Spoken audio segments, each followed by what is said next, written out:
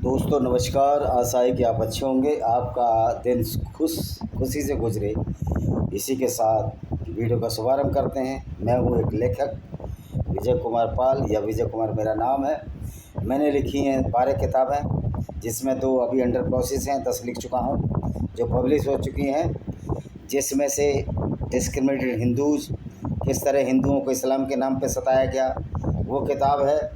और दूसरी किताब है invaders and hidden facts by Vijay Kumar Pal, Amazon Flipkart पर उपलब्ध हैं। और जैसे ही आप इसको गूगल में सर्च करोगे, मैंने दोनों किताब के नाम लिए हैं, उसके साथ अलग 4 किताबें एक साथ आ जाएंगी और उसके अलग 4 किताबें एक साथ आ जाएंगी। इस तरह 10 किताबों का पूरा जखीरा आपके सामने खुल जाएगा। तो दोस्तों, इस्लामिक कंट्रियों को क्या प्रॉब्लम है?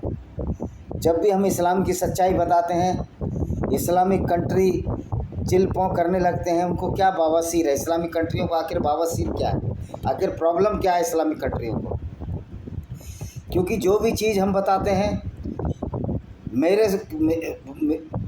बताने से मतलब मेरे से नहीं है, क्योंकि मेरे बहुत सारे वीडियो लोग देखते भी नहीं होंगे, क्योंकि मेरे चैनल अभी इतने बड़े हैं ही नहीं, क्योंकि आप लोगों की कृपा दृष्टि हो ही नहीं रही है।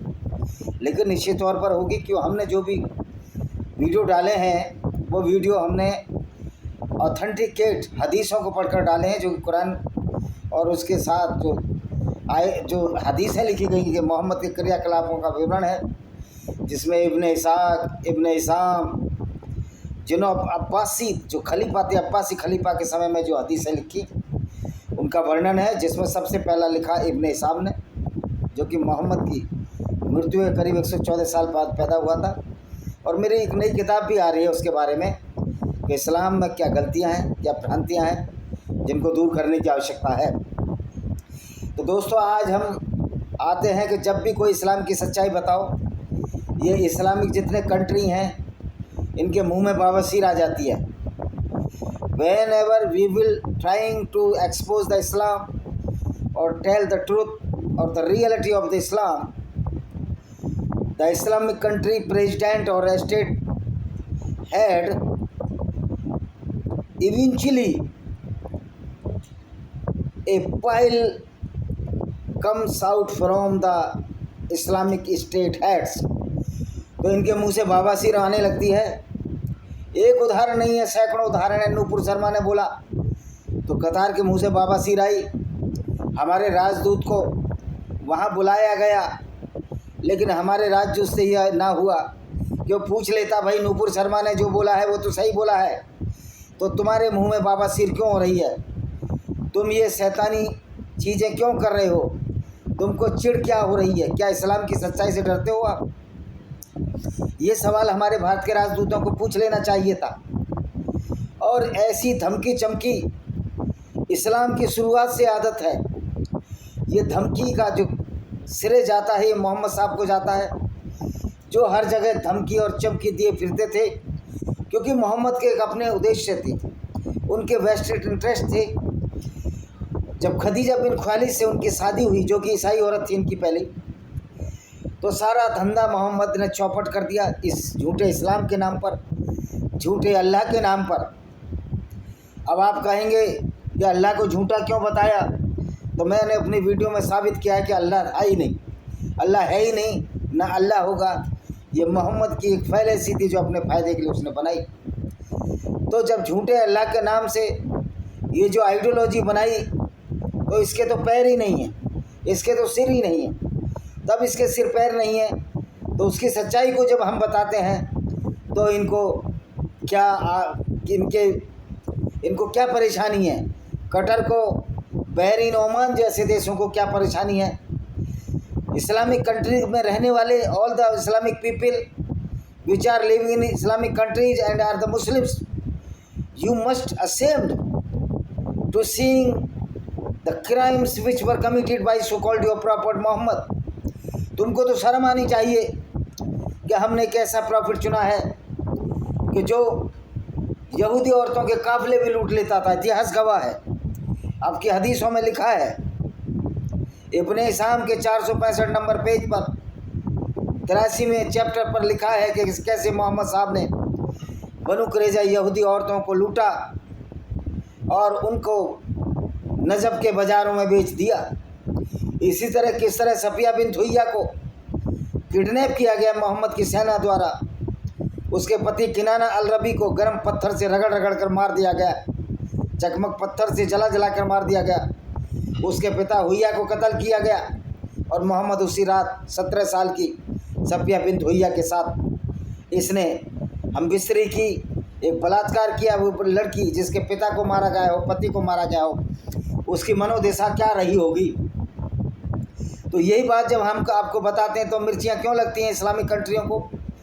क्या इस्लाम में सत्यता स्वीकार करने की आज़ादी नहीं है, या इस्लामिक कंट्रियों में मोहम्मद साहब और इस्लाम की सच्चाई सुनने का साहस नहीं है?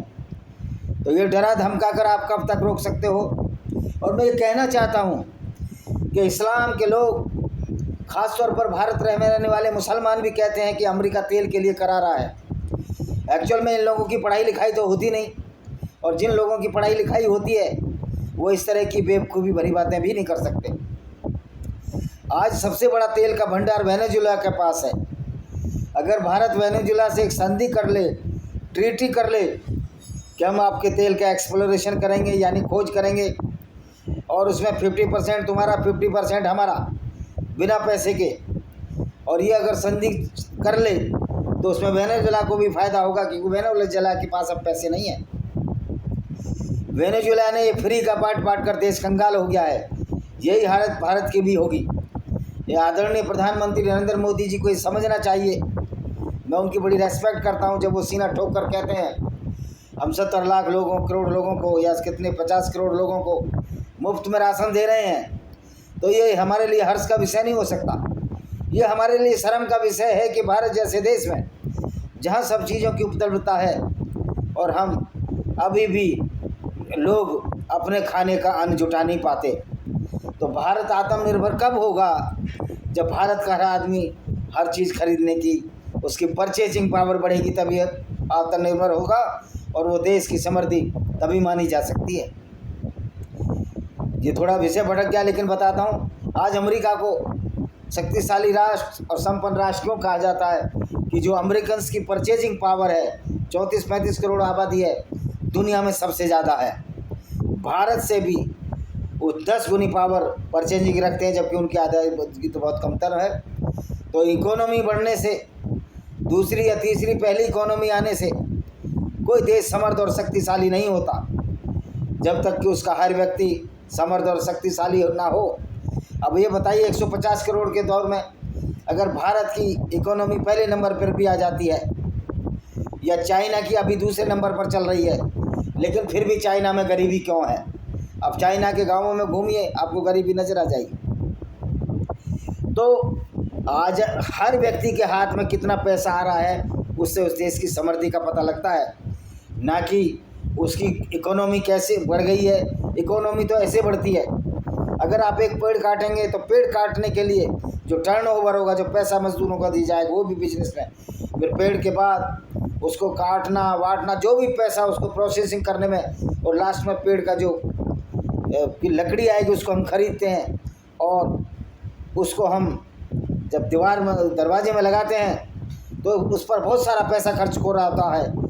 तो इस सारे टर्नओवर को इकोनॉमी जोड़ लिया जाता है। जिस तरह मेरे पास एक ट्रक, एक नहीं 2 ट्रक थे मेरे पास, और मैं ट्रक में जो पेट्रोल खर्च करता था, अब 30,000 का मेरा पेट्रोल होता था।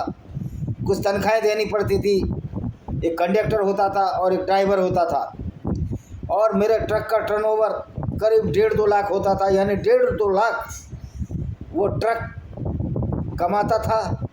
लेकिन उसमें अगर खर्चा निकाल दिया जाए तो आपके हाथ में सिर्फ 20,000 या 25,000 आपके हाथ में आते हैं, क्योंकि आप मान लिया 1 लाख का आपका टर्नओवर है, तो उसमें 1 लाख के टर्नओवर में 20-25,000 का आपका डीजल ही निकल जाएगा। उसके बाद ड्राइवर की तनख्वाह, कंडक्टर की तनख्वाह, उनका भत्ता 40-50,000 रुपया ये और निकल जाएगा, तो 70,000, और 70,000 में 8-10 हज़ार रोड टैक्स का पैसा, और फिटनेस, दुनिया भर के टैक्स हैं। आपके हाथ में 20,000 रुपया आएगा, तो मेरा टर्नओवर 1 लाख का हुआ, 2 ट्रक से 2 लाख का 1 महीने में हो गया। तो क्या मैं अमीर आदमी हो गया? तो ये जो इकोनॉमी है ये टर्नओवर ही होता है।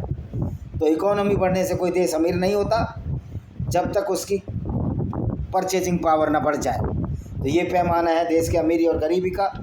परचेजिंग पावर के मामले में भारत बहुत पीछे है। इस बात को मोदी जी को समझना चाहिए। और मेरा वीडियो उन लोगों के लिए है जो नहीं समझते कि वो इकोनॉमी क्या है और क्या भारत फिर भी गरीब क्यों है। इकोनॉमी में चौथे नंबर पर आया अभी शायद, और जापान इतना अमीर क्यों है। ये हमारे सोचने और समझने की बात है। तो दोस्तों, ये जो मुसलमान, भारत के मुसलमान हो या कहीं विदेश के मुसलमान हो, भारत के मुसलमान, अरबी मुसलमान तो इतना, अरबी मुसलमान तो अब इस्लाम का पैरोकार होने का दावा नहीं करते।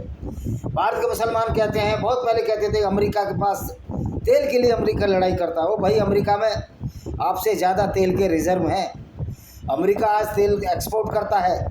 रसिया के पास तेल की कमी नहीं है और वेनेजुएला के पास सबसे ज़्यादा रिजर्व है। अगर भारत वेनेजुएला के साथ ये तेल की डिमांड को पूरी कर लेता है कोलैबोरेशन करके, तो अरब देशों की तरफ मुंह नहीं देखना पड़ेगा। अल्लाह की ताकत भारत को नहीं झुका सकती। अल्लाह में इतनी ताकत नहीं कि भारत झुक जाए, क्योंकि अल्लाह एक फैलेसी है।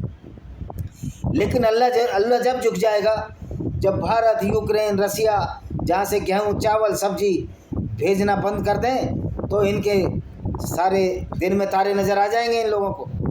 लेकिन पता नहीं क्यों भारत जैसा शक्तिशाली देश, कतर, बहरीन जैसे पिद्य देशों के सामने हमारा भारत का राजदूत रोता है। क्या हमारे भारत के राजदूत को ये नहीं बताना चाहिए था कि नूपुर शर्मा ने जो बोला है वो तो आपकी सही बुखारी हदीस, अब हदीस नंबर तो शायद 75, 34, 75, 35 और 75, 58 में साफ साफ लिखा गया है कि मोहम्मद ने 6 साल की आयशा बिन्त अबू बकर, जो कि अबू बकर पहले खलीफा की लड़की थी, उससे शादी की और 9 साल की उम्र में उसके साथ इंटरकोर्स किया। तो ये कहकर कैरेक्टर मोहम्मद का नूपुर शर्मा ने बता दिया। तो ये आपकी किताबों में लिखा हुआ है। तो ये गलत कैसे हो गया? या तो आप अपनी किताबों को ना मानो, आप हदीसों को फेंक दो ट्रक की रद्दी की टोकरी में, वो भी आपकी औकात नहीं है। किसी इस्लामिक कंट्री की औकात नहीं कि जो हदीसों को रद्दी की टोकरी में फेंक सके, या किसी मुसलमान की, किसी मौलाना की औकात नहीं कि उस जो सिर्फ ये कहे कि हम कुरान को मानते हैं, हदीसों को नहीं मानते। अगर आप कुरान को मानते हैं और हदीसों को नहीं मानते, फिर आप एक झूठी काल्पनिक यात्रा को क्यों मानते हैं? जो मोहम्मद अल्लाह से, झूठे अल्लाह से मिलने गया, फिर आपके यहाँ नमाज़ पढ़ने का तरीका तो कुरान में नहीं है। कुरान में 5 वक्त की नमाज कैसे पढ़नी है, मगरिब और फजर की नमाज कैसे कायम हुई, ये तो कुरान में नहीं है। ये तो आपके हदीसों में है कि मोहम्मद जमजम से उसका दिल धोया। ये सब झूठ की कहानी पर मैं एक किताब लिख रहा हूँ जो बहुत जल्दी मार्केट में आ जाएगी। इस्लाम का पूरा इसमें सिराजा बिखर जाएगा। तो भाई फिर मोहम्मद को तो नमाज पढ़ने का आदेश तो मोजेस ने कहा था, जाओ बार बार अल्लाह के पास, तो 5 बार का नमाज का आदेश मिला। तो ये आपके कुरान में तो नहीं है। जब आपके कुरान में नहीं है तो क्या ये कुरान लंगड़ी लूली किताब नहीं है जो पूरे इस्लाम का प्रदर्शन ही नहीं करती है, बल्कि हदीसों के बिना तो कुरान लंगड़ी लूली है। आपका इस्लाम लंगड़ा लूला है अगर सिर्फ हदीसों को, कुरान को नहीं मानते, कुरान को ही मानते हो। तो ये मौलाना झूठ बोलते हैं कि हम कुरान के टेक्स्ट पर बात करते हैं, हदीसों के टेक्स्ट पर बात नहीं करते। अगर आप हदीसों को नहीं मानेंगे जो कि मोहम्मद के जिसमें क्रियाकलापों का वर्णन है, तो आप नमाज नहीं पढ़ पाएंगे। नमाज में वज़ू कैसे करनी है, हाथ कैसे धोने हैं, पैर कैसे धोने, कब रुकना है, कब पिछवाड़ा ऊपर उठाना है, ये सब नहीं लिखा हुआ। तो भाइयों, ये जो दुरंगी चाल है इस्लामिक देशों की, इस दुरंगी चालों से गैर मुस्लिम देशों को डरना नहीं होगा। जब इस्लामिक देशों में पढ़ने वाली कुरान ये कहती है कि हर गैर मुस्लिम जो इस्लाम को नहीं मानता वो काफिर है और वो वाजिब कत्ल है, अगर वो इस्लाम को नहीं मानेगा तो उसको कत्ल करना भी जायज़ है, क्योंकि गैर मुस्लिम को कत्ल करके जन्नत का रास्ता मिलता है जहाँ 72 हूरें मिलती हैं। और हूरें भी ऐसी हैं कि अगर वो थूक दें तो समुद्र का पानी जो खारा है वो मीठा हो जाए। मैं पूछना चाहता हूँ, ये सऊदी अरब या यूनाइटेड अमीरात, ये जो समुद्र में जो फिल्टर करके पानी पी रहे हैं, क्यों नहीं हूरों को बोल देते कि हे हूरो थूक दो ऊपर, ये इस्लामिक कंट्री, अरब की खाड़ी, अकाबा की खाड़ी जहाँ जॉर्डन है, वहाँ का पानी मीठा हो जाए, उससे गैर मुस्लिमों का भी भला हो जाएगा अगर आप पानी उनको दोगे। यद्यपि इस्लाम में किसी भी गैर मुस्लिम की भलाई करना साफ साफ मना है, तो सच्चाई को स्वीकार करने में इस्लामिक देशों को क्यों डर लगता है? क्यों मोहम्मद की सच्चाई को स्वीकार करने में आप लोग डरते हो? तो इस्लाम इसी धूर्तता का नाम है, इस्लाम इसी झूठ का नाम है, इस्लाम इसी फरेब का नाम है। जब इस्लाम के फरेब को लोगों के सामने आया जाता है तो इस्लामिक कंट्रियों को मिर्चियाँ लगने लगती हैं। इनके मिर्चियाँ इतनी ज़ोर से लगती हैं कि ये लोग ब्लेसफेमी का नारा लगाने लगते हैं कि ब्लेसफेमी हो रही है। भाइयों, ब्लेसफेमी कुछ नहीं है, ये सच्चाई है। और हर मुस्लिम, हर इस्लामिक कंट्री मोहम्मद पैगंबर की सच्चाई से डरता है। तुमको स्वीकार नहीं मोहम्मद की सच्चाई, तो आप अपनी किताबें जो हदीस है इसमें परिवर्तन कर दो। आप कुरान की उन आयतों में परिवर्तन कर दो जो गैर मुस्लिमों को कत्ल करने की बात कहती हैं। वरना ये तुम्हारा दुरंगा राज अब चलने वाला नहीं है।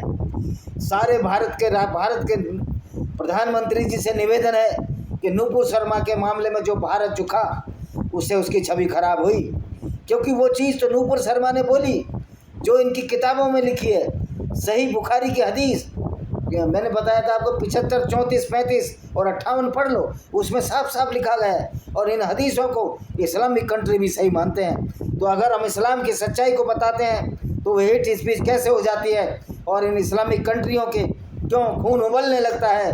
क्योंकि यही पागलपन की निशानी है। आज तक ये इस्लामिक कंट्री समझते थे, या हमारे मुसलमान भाई समझते थे, या हमारे मौलाना समझते थे, क्या लोगों को इस्लाम का पता नहीं है? और मुसलमानों को भी ये इस्लामिक मौलाना मदरसे में झूठ फूट बताया करते थे कि इस्लाम सबसे ज़्यादा शांति वाला धर्म है। मैं कहता हूँ इस्लाम सबसे ज़्यादा शांति वाला और सबसे ज़्यादा वाला ज्ञानता मूर्खता वाला एक आइडियोलॉजी है, एक विचार है। उस अज्ञानता के फ़र्क से किसी गैर मुस्लिम को कोई फ़र्क नहीं पड़ता। लेकिन जब आपकी ये विचारधारा लोगों को कत्ल करने की बात कहेगी, उनकी औरतों को लूट कर उनको बाज़ारों में बेचने की बात को कहती है, तो फिर निश्चित तौर पर ये एक विषय युद्ध का बन जाता है, जिसमें सारे दुनिया के गैर मुस्लिम काफिरों को एक होकर और इस्लामिक गुंडागर्दी के खिलाफ लड़ने की आवश्यकता है।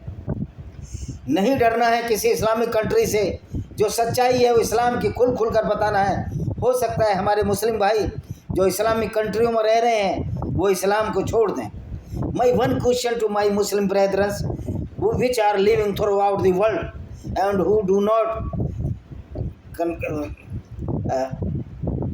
do not interact in the Hindi, so would I like to tell them in English that what is the problem with you when we are exposing the Islam, exposing the criminology which was committed by the so-called Prophet Muhammad at the time of his lifetime. Why we should not be dareful to expose the Islamic and the Quranic verses which is totally against the human values. And all my brethren of the Muslim Ummah or the Islamic country brethren, would you like to think that your Prophet was not even a good human, but below the good human quality, because he looted or robbed so many caravans with the women and then distributed all the women among his companions, which were also the group of the looters. Even though your Prophet robbed or attacked so many business caravans and looted them with women and wealth. So this is why we are exposing the Islam, and you should ashamed your Prophet behavior is such like that nobody can follow the sunnah or teaching of the Prophet Muhammad. क्या मेरे मुस्लिम भाइयों, क्या आप ऐसे पैगंबर की Prestige या पूजा या वर्शिप या उसको होमेज दे सकते हो, उसको आदर दे सकते हो कि जो प्रॉफिट पूरी दुनिया को नफ़रत की दीवार में बहा गया, पूरी दुनिया को दो हिस्सों में बांट दिया, एक मुसलमान और एक गैर मुसलमान। गैर मुसलमानों को पोटी और नजर जितना गंदा कहा। ये जो खालिस्तानी आज इस्लामिक आतंकवादियों की गोद में बैठे हैं, उन लोगों को पता होना चाहिए इस्लाम में तुम्हारी औकात भी एक जानवर से भी गई बीती है, क्योंकि हर गैर मुस्लिम जो इस्लाम, कुरान और मोहम्मद को नहीं मानता उसकी औकात गंदी है, वो जानवरों से भी गए बीते हैं, वो कुत्ता, बिल्ली, बंदर हैं। यहूदी जो पिछले जन्म में यहूदी थे, आज जो बंदर और कुत्ते हैं वो यहूदियों के वंशज हैं, ये इस्लाम कहता है। हाँ, अगर हमारे खालिस्तानी भाई कहते हैं हम कुरान में और उस मोहम्मद में, उस ऐसे मोहम्मद में जो पूरी ज़िंदगी लोगों को कत्ल करता रहा, काफिले रूट कर अपना धंधा चला रहा था, उसको अपना पैगंबर मानते हो, तो आपका भी ब्रेन वॉश और आपका भी दुख अंत निश्चित है। निश्चित तौर पर इस्लाम के मानने वालों, अगर आपने इस्लाम नहीं छोड़ा तो आपका जो आपके ब्रेन वॉश जो पीढ़ी दर पीढ़ी हो रहा है, इसका आपसे विकास अवरुद्ध होगा। तो सच्चाई इस्लामिक कंट्रियों को बर्दाश्त क्यों नहीं है? ये तो आपकी किताबों में है। अगर इस्लामिक कंट्री पैगंबर मोहम्मद की सच्चाई बर्दाश्त नहीं कर पाते तो या तो उनको बहुत बड़ी शर्म है या उनकी कायरता है जिसको छिपाने की कोशिश कर रहे हैं। तो इस्लामिक कंट्रियों को पैगंबर मोहम्मद की जो सच्चाई बताने में अगर आपको परेशानी है तो आप कुरान और हदीसों को हटा दीजिए। आप मत मानिए पैगंबर मोहम्मद को अपना पैगंबर, मत मानिए कुरान को अपनी पुस्तक, मत मानिए हदीसों को, आप पूरे इस्लाम की किताबों को, कुरान को, इनको मत मानिए पैगंबर मोहम्मद को, तो फिर आप मुसलमान ही नहीं रह जाते। तो आपका सारा दर्द यही है कि आप मुसलमान ही तब रह पाते हैं जब आप कुरान को मानते हैं, जब आप हदीसों को मानते हैं, जब आप कुरान के लिटरेचर को मानते हैं और वैसा ही काम करेंगे तो सच्चा मुसलमान जब ही माना जाता है। यही वजह है कि आप में अब वो हिकमत, वो ताकत तो है नहीं कि आप किसी गैर मुस्लिम कंट्री को अपने बस में कर सकें। तो कहते हैं ना, खिस्यानी बिल्ली खम्बा नोचे, तो अब खिस्यानी बिल्ली खम्बा नोच रही है। कभी राजदूत को बुलाते हैं किसी देश के, भारत के राजदूत को, और भारत कोई कायरों का देश नहीं है, इनकी लीडरशिप कायर हो सकती है लेकिन हम कायर नहीं हैं। इस्लाम की सच्चाई को हम बताते रहेंगे, लोगों को जागरूक करते रहेंगे।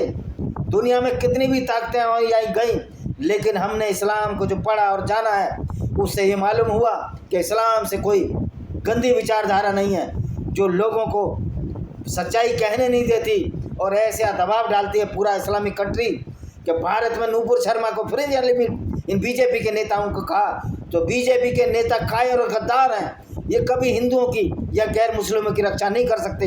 ये आपके दिमाग में बात आनी चाहिए।